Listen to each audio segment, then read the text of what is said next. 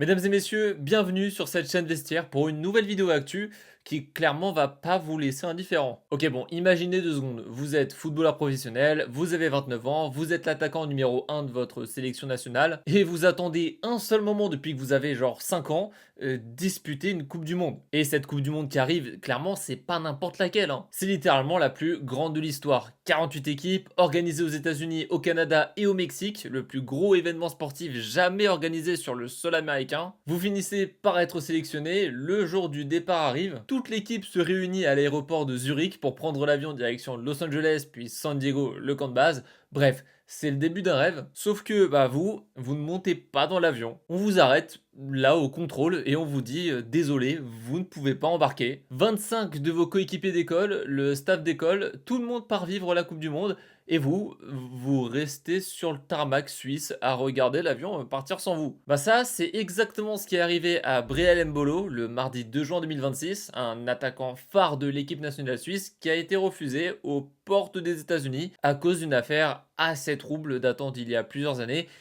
et qui divise quand même pas mal. Alors aujourd'hui, on va essayer de comprendre vraiment ce qu'il en est, on va remonter le temps. Quelle est cette fameuse affaire datant de 2018 qui a failli compromettre son plus grand rêve? Alors avant d'en arriver à cette fameuse soirée, je veux vous raconter rapidement qui est ce mec, parce que son parcours il est important à connaître dans les grandes lignes pour comprendre la suite. Brel Mbolo, il naît en février 97 au Cameroun, à Yaoundé, et son enfance, c'est tout sauf un long fleuve tranquille. Il arrive en Europe encore gamin, puis sa famille s'installe finalement en Suisse à Bâle. Il grandit là-bas, il devient suisse et très vite, il se démarque des jeunes de son âge physiquement parlant. Ça, c'est le moins qu'on puisse dire. Il est rapide, il est explosif, c'est un attaquant ultra redoutable au FC Bâle, le grand club de sa ville. Il passe pro, gagne 3 titres de champion de Suisse d'affilée et aux yeux de beaucoup de supporters et d'équipes, Mbolo, c'est un futur crack que littéralement tout le monde s'arrache. Dites-vous qu'en 2016, à seulement 19 ans, il signe en Allemagne à Schalke pour environ 25 millions d'euros. C'est juste énorme, surtout pour un gars qui n'a clairement pas grandi dans l'abondance. Sauf que voilà, la carrière d'Embolo, elle va être un peu maudite par les blessures. Et pas qu'un peu en vrai. Quelques mois après son arrivée à Schalke, un tacle adverse lui fracture la cheville, lui casse le péroné, lui déchire les ligaments. Résultat, 9 mois d'arrêt. À Gladbach, ensuite, les pépins musculaires s'enchaînent à répétition. Cuisse, tendons, mollets, épaules. Le mec passe la moitié de sa carrière en salle de soins, littéralement. Et quand il retrouve enfin un vrai rythme, cette fois-ci à Monaco, avec 12 buts en une saison tout de même, il se fait les ligaments. Ouais, clairement, la chance lui souriait pas vraiment, on va pas se mentir. Son bilan total, c'est tout de même 95 matchs manqués en 9 ans de carrière professionnelle, quoi. Pour un mec qui devait devenir l'un des grands attaquants européens de sa génération, c'est assez cruel. Bref, voilà dans les grandes lignes de personnage, un mec talentueux, puissant, qui s'est construit tout seul, qui est passé par pas mal d'épreuves et qui, et ça c'est important de le préciser, n'a jamais été décrit comme un délinquant ou un gars violent. Pas de réputation de bagarreur, pas de casier à rallonge, donc plutôt l'image d'un gars sérieux. Alors oui, mais comme je vous l'ai dit en intro, dans les faits, son casier judiciaire, il est pas totalement vierge. Il a effectivement été entaché à cause d'une seule nuit de mai 2018 à Bâle en Suisse, une soirée qui, 8 ans plus tard, a littéralement fait dérailler tous ses plans de Coupe du Monde. Alors bon, petit disclaimer, là je vais vous retracer toute sa soirée pour bien comprendre ce qu'il en est et ce qui lui est reproché, mais il faut savoir avant toute chose que, comme souvent dans ce genre d'affaires, il y a deux versions, la version de la justice et la version d'Embolo. Et évidemment, elles ne disent pas la même chose. Donc, bon, je vais vous donner les deux. Alors déjà, ce qui est établi, ce qui n'est contesté par personne, c'est que dans la nuit du 27 mai 2018 à 5 h du matin, Mbolo, il se retrouve avec deux amis dans un quartier animé de Bâle. Ils sont voilà dans une voiture, ils attendent une place et là, il y a une dispute qui éclate avec deux autres hommes. Une altercation devant, selon les sources, une boîte de nuit. Ça commence classiquement par des insultes. Bon, ça, tout le monde est d'accord, y compris Mbolo lui-même. Jusque-là, bon, rien de très grave. Mais selon l'acte d'accusation, c'est allé beaucoup plus loin que de simples insultes. D'après la justice, Mbolo aurait carrément menacé les deux hommes. On lui prête des phrases comme, et là je lis l'acte d'accusation, je vais vous anéantir, vous savez pas qui je suis. Et il aurait aussi menacé à son tour un autre homme présent dans l'embrouille de le tabasser. Alors, ce vous savez pas qui je suis, cette phrase-là, elle est importante parce que la justice va s'en servir. La présidente du tribunal a repris cette phrase pour dire qu'Embolo aurait profité de sa position sociale pour faire peur. En gros, t'es un footballeur connu, t'as du fric, t'as un statut et tu t'en sers pour intimider des mecs. Mais il y a aussi un deuxième autre élément quand même plus grave physiquement. Le truc c'est que pendant cette altercation, l'un des amis d'Embolo aurait mis un coup de poing à l'un des hommes un coup qui lui aurait cassé le nez tout de même. Mais, et ça c'est crucial, retenez bien ce point parce qu'il va revenir plus tard, ce coup de poing, c'est pas Mbolo qui l'a donné, c'est son ami. Et ça, tout le monde est d'accord là-dessus. Mbolo lui-même a d'ailleurs déclaré qu'il n'était pas au courant de ce coup au moment des faits. Ok, bon, ça, c'est la version officielle. Mais de son côté, Mbolo, il en a une aussi. Et de son côté encore, aujourd'hui, il la défend toujours. Lui, il dit qu'il a été provoqué, qu'un des mecs l'a cherché, l'a importuné, qu'il est descendu de sa voiture juste pour demander des explications. De son côté, comme je vous l'ai dit, il reconnaît les insultes. Il a dit, je cite, je n'exclus pas d'avoir laissé échapper quelques jurons. Il s'est même excusé pour ses insultes devant les juges, mais les menaces, les vous savez pas qui je suis, tout ça, il refuse catégoriquement. Je suis pas descendu de la voiture pour faire mal à quelqu'un ou menacer. Je me distancie de l'accusation d'avoir menacé qui que ce soit. D'ailleurs, je n'ai jamais menacé personne sur un terrain de football. Bien au contraire, c'est souvent moi qui dois apaiser les autres. Donc bref, voilà la situation. Des insultes reconnues, des menaces contestées et un coup de poing donné par quelqu'un d'autre que lui. Alors le truc c'est que ce qui pose problème à Mbolo, c'est que la justice, elle, n'a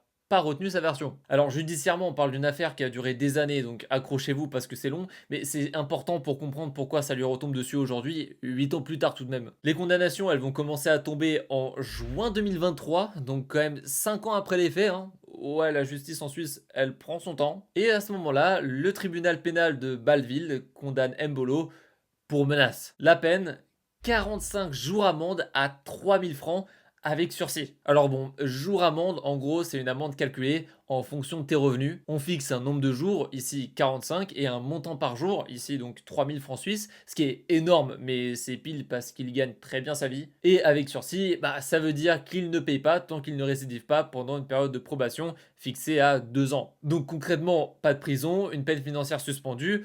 Sur le papier, c'est pas la peine la plus lourde du monde. Mais légalement, c'est une condamnation pour menace. Et ça compte. Pour rendre ce jugement, la juge s'est appuyée sur les témoignages de 5 personnes, 3 hommes et 2 femmes qui, selon elle, ont tous clairement décrit que l'agressivité venait d'Embolo. Ouais, bon, quand t'as 5 personnes qui témoignent contre toi avec des déclarations similaires, difficile de correctement s'en sortir, hein. Et de son côté, bah, Breel Mbolo, évidemment, il n'accepte pas. Donc il fait appel. Une nouvelle pièce s'est insérée dans la machine. Le deuxième round a lieu en septembre 2025, donc encore 2 ans plus tard. L'affaire, elle passe devant la cour d'appel de Bâle-Ville. D'ailleurs, petit détail, l'audience tombe en plein rassemblement de l'équipe de Suisse 2 jours avant un match. Mais bref, le verdict de son appel tombe et bah, il est exactement le même qu'initialement. La cour ne fait que confirmer la condamnation, à savoir 45 jours amende à 3000 francs avec sursis. 2 nouvelles années de procédure qui n'ont pas servi à grand chose pour Mbolo finalement. Le président du tribunal, en s'appuyant sur les témoignages concordants, estime que les conditions d'une lourde menace sont réunies. D'ailleurs, juste petit aparté sur son ami, donc celui qui avait mis le coup de poing. Lui, il a été condamné pour lésion corporelle simple et sa peine a même été un peu réduite en appel à 8 mois de prison avec sursis. Alors Mbolo à ce moment-là, il lui restait quand même une cartouche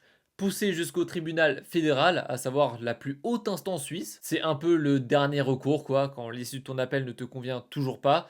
Mais Mbolo, il choisit de ne pas le faire. En avril 2026, il renonce à faire appel, et à ce moment-là, le jugement devient définitif. Plus aucun recours n'est possible. Et donc, depuis ce printemps 2026, Breel Mbolo a officiellement un casier judiciaire, une condamnation définitive pour menace. Et ça, bah, c'est précisément le truc qui va tout faire basculer quelques semaines plus tard. Bon, pour rentrer aux États-Unis quand t'es ressortissant de certains pays comme la Suisse, t'as normalement pas besoin de visa. T'as juste à remplir un formulaire en ligne qui s'appelle l'ESTA, c'est une autorisation de voyage électronique. Tu réponds à quelques questions, c'est validé en général en quelques minutes ou quelques heures, et tu peux voyager. Voilà, globalement c'est simple, c'est rapide, c'est des questions du genre êtes-vous un terroriste?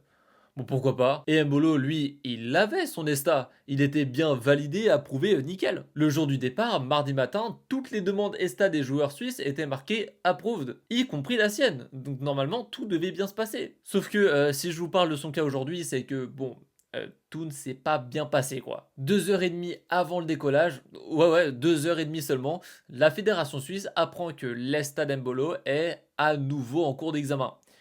Bon, relou. Et au moment du contrôle des passeports, juste avant d'entrer dans l'avion, on l'empêche d'embarquer, alors que jusqu'à maintenant son ESTA était bien validé, approuvé tout ça. Pourquoi ce revirement soudain? Bah à cause du casier. Mbolo, depuis plusieurs semaines, il a maintenant une condamnation à son nom. Du coup, le système américain a dû détecter au dernier moment la condamnation qui est devenue définitive entre-temps. Et l'autorisation, bah elle a sauté aux portes de l'avion. Alors à ce moment-là, l'ambassade des États-Unis à Berne contacte Mbolo en urgence et lui demande tous les documents judiciaires concernant cette affaire de menace de 2018. Parce que les autorités américaines veulent surtout savoir si des violences physiques ont été commises par Mbolo dans cette affaire notamment. La réponse de la Fédé, elle est claire.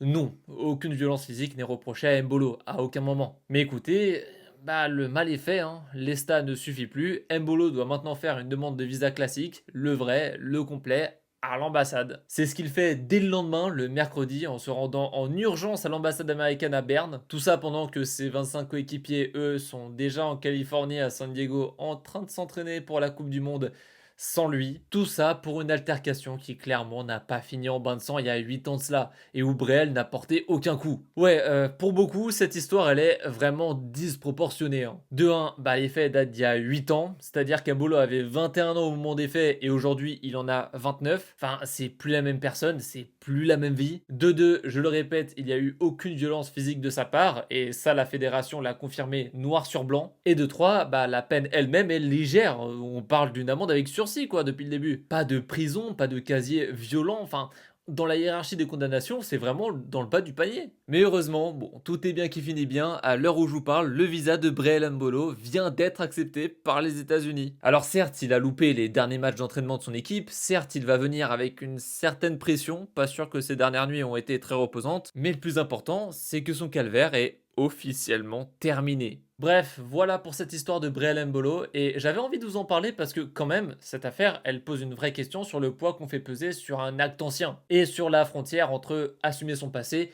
et être puni à vie pour une bêtise de jeunesse. Parce que clairement, les faits qu'on lui a reprochés, c'est pas le scandale du siècle non plus, hein. Bref, c'était une petite vidéo pour vous décrypter cette actu et vous donner tout le contexte derrière le problème administratif qu'on vous a vendu au début. C'est tout le but de cette chaîne d'ailleurs, ici on décrypte l'actu sportive de temps en temps. Il y a quelques jours d'ailleurs, on a parlé de la canicule à Roland-Garros, n'hésitez pas à passer voir aussi. Allez, salut!